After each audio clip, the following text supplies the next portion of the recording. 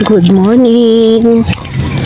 Walking tayo guys. Ayan guys. Magandang umaga. Pauwi ako ng bahay guys. Kaya tulungan ko si Papa Jun.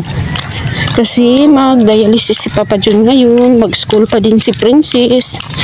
Tapos ipa-check up ko yung anak ko na pangalawa. Kay gilagnat. So maaga tayo sa hospital guys. Nagkuha number. So, nakakuha tayo ng number na 2. So, at least, madali tayong matapos mamaya guys, magpa-check up. Tingnan, wala pang katao-tao.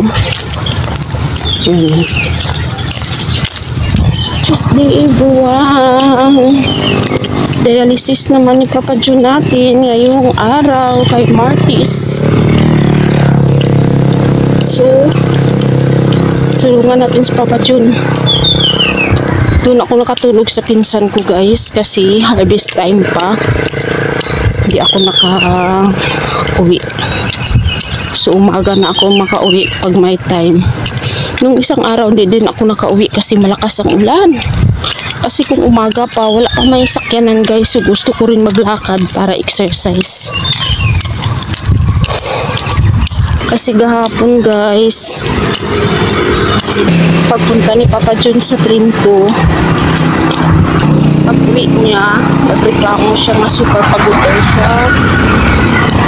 Pagod daw siya. Nagakram yung paa niya. Siguro sa ginapang kain niya guys, na bawal. Bawal pero kunti-kunti lang naman yung ginakain niya. Tikim-tikim lang. Baka magtaka kayo guys sa mukha ko. Oh. Yung warts ko nag-ano na siya, nag-itim. Kasi gilagyan ko ng kasoy cream. Naka-order ako sa Shopee. Tapos gigamot ko ng betadine.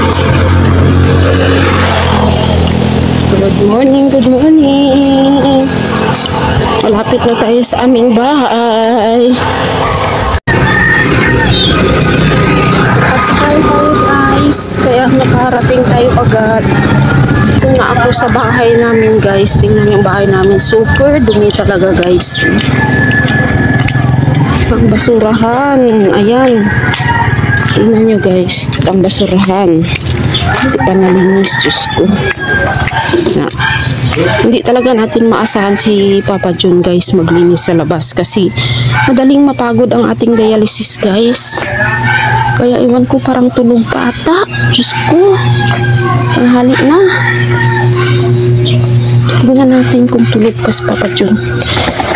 Uy, gising na pala ang ating dialysis guys. Oh, kawawa talaga. Oh, uy, kawawa ang aming motor. Bakit? Ay, sus. Oh, ito.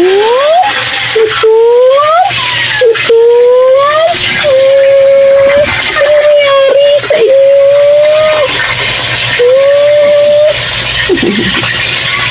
Yung mga alaga guys, oh. Ito ang sinyo na mo. Hindi ko luong. Ano man gusto ka? Naglakaw ka? Sikuan? Pagdating ko guys sa bahay, ayan tingnan nyo guys ang ating dialysis warrior guys. Nakagising na pala siya ng maaga.